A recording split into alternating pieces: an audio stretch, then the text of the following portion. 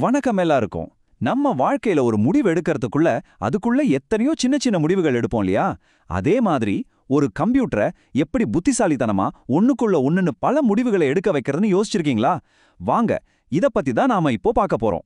இந்த கேள்விய கொஞ்சம் யோசிச்சு பாருங்களேன். உதாரணத்துக்கு, நீங்க ஒரு கச்சேரிக்கு போறீங்கன்னு வச்சுக்கலாம். உள்ள போகணும்னா முதல்ல என்ன செக் பண்ணுவாங்க? உங்ககிட்ட டிக்கெட் இருக்கான்னு பாப்பாங்க. சரி, டிக்கெட் இருக்கு, அதோட முடிஞ்சுதா? இல்ல. அதுக்கப்புறம் ஒருவேளை உங்க வயசை செக் பண்ணலாம். பாத்தீங்களா? ஒரு கண்டிஷன் ஓகே ஆனா மட்டும்தான் அடுத்த கண்டிஷனுக்கே போறோம். இந்த வரிசை முறை ரொம்ப ரொம்ப முக்கியம். சரி, இந்த மாதிரி சூழ்நிலைகளை கோடுல சமாளிக்கிறதுக்கு நம்ம கிட்ட இருக்கிற முதல் மற்றும் முக்கியமான ஒரு கருவி தான் நெஸ்டட் இஃப் ஸ்டேட்மெண்ட். வாங்க, அதை பத்தி ஆழமா பார்க்கலாம். சிம்பிளா சொல்லணும்னா, ஒரு இஃப் கேள்விக்குள்ள இன்னொரு இஃப் கேள்வி இருக்கிறது தான் நெஸ்டட் இஃப். நிஜ வாழ்க்கையில நம்ம எப்படி ஒண்ணுக்கு அப்புறம் ஒண்ணுன்னு படிப்படியா யோசிக்கிறோமோ அதே தான் இது அப்படியே கோடுல கொண்டு வருது. இதனால கம்ப்யூட்டருக்கு அடுத்து என்ன செய்யணும்னு ரொம்ப தெளிவான ஒரு வழிகாட்டல் கிடைக்குது. இப்ப இந்த ஸ்லைடப்ப பாருங்க. இது ரொம்ப சூப்பரா விளக்குது. முதல் படியில வயசு சரி பாக்குது. அந்த கண்டிஷன் ஓகே ஆனா மட்டும்தான் அடுத்த படிக்கு, அதாவது உள்ள இருக்கிற அடுத்த சோதனைக்கே அது போகும். ஒருவேளை முதல் படியே ஃபெயில் ஆயிடுச்சுன்னா அதோட நின்னுடும், உள்ள போகாது. இதுதான் நெஸ்டட் இஃப் ஓட முக்கியமான அடிப்படை. நெஸ்டட் இஃப் ரொம்ப யூஸ்ஃபுல்லா இருந்தாலும் சில நேரங்கள்ல நம்ம நிபந்தனைகளை இன்னும் சுருக்கமாகவும் இன்னும் திறமையாகவும் மாத்த வேண்டியிருக்கும். அதுக்கு நமக்கு சில பவர்ஃபுல்லான டூல்ஸ் தேவை. அத பத்தி தான் இப்ப பார்க்க போறோம். இங்க நம்ம கிட்ட 3 முக்கியமான ஆபரேட்டர்கள் இருக்கு: அண்ட், ஆர், அப்புறம் நாட். இப்போ வயசும் 18க்கு மேல இருக்கணும், கூடவே லைசன்ஸும் இருக்கணும் அப்படின்னு 2 கண்டிஷனையும் ஒன்னா சேர்க்கணும்னா நாம அண்ட யூஸ் பண்ணுவோம். இந்த மாதிரி பல சோதனைகளை இணைக்கவோ அல்லது ஒரு கண்டிஷனோட முடிவை அப்படியே தலைகீழா மாத்தவோ இந்த ஆபரேட்டர்கள் ரொம்ப உதவும். சரி, இப்ப அடுத்த கட்டத்துக்கு போகலாம். கொஞ்சம் யோசிச்சு பாருங்க.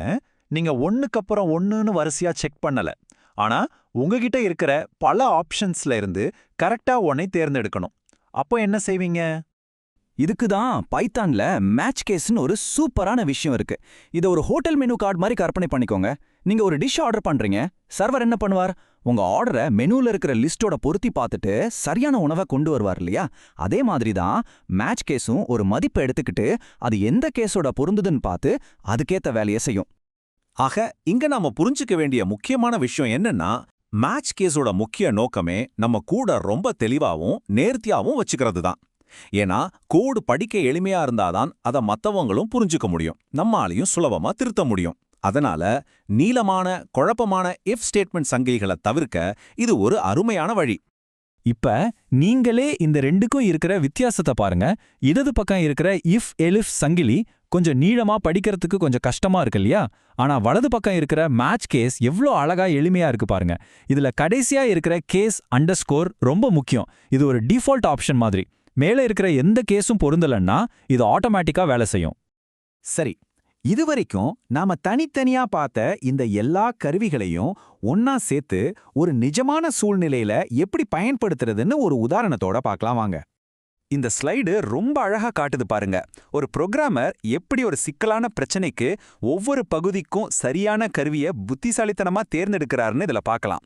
முதல்ல ஒருத்தரோட ரோலை தேர்ந்தெடுக்க மேட்ச் கேஸ், அப்புறம் அந்த ரோலுக்குள்ள வயசை சரிபார்க்க ஒரு நெஸ்டட் இஃப். இப்படி ஒவ்வொரு வேலைக்கும் சரியான ஆயுதத்தை பயன்படுத்துற மாதிரி தான் இது. சரி, நாம இதுவரைக்கும் பார்த்த எல்லா விஷயங்களையும் தொகுத்து நம்ம லாஜிக் கருவி பெட்டியில என்னென்ன சக்தி வாய்ந்த கருவிகள் இருக்குன்னு ஒரு தடவை பாத்திரலாம். இதுதான் நம்மளோட சுருக்கமான வழிகாட்டி. ஞாபகம் வச்சுக்கோங்க, வரிசையான ஒன்னொன்னு சார்ந்து இருக்கிற சோதனைகளுக்கு நெஸ்டட் இஃப் தான் பெஸ்ட். பல நிபந்தனைகளை இணைக்கணுமா? லாஜிக்கல் ஆபரேட்டர்கள் இருக்கு. பல ஆப்ஷன்ல இருந்து ஒன்ன மட்டும் தேர்ந்தெடுக்கணுமா? அதுக்கு மேட்ச் கேஸ். இதை சரியா புரிஞ்சுக்கிட்டாலே போதும்.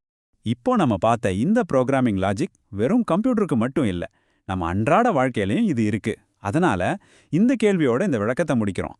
உங்க வாழ்க்கையில நீங்க எடுக்கிற எந்த முடிவை ஒரு நெஸ்டட் இஃபாக மாத்தி யோசிக்கலாம். சிந்திச்சு பாருங்க. நன்றி.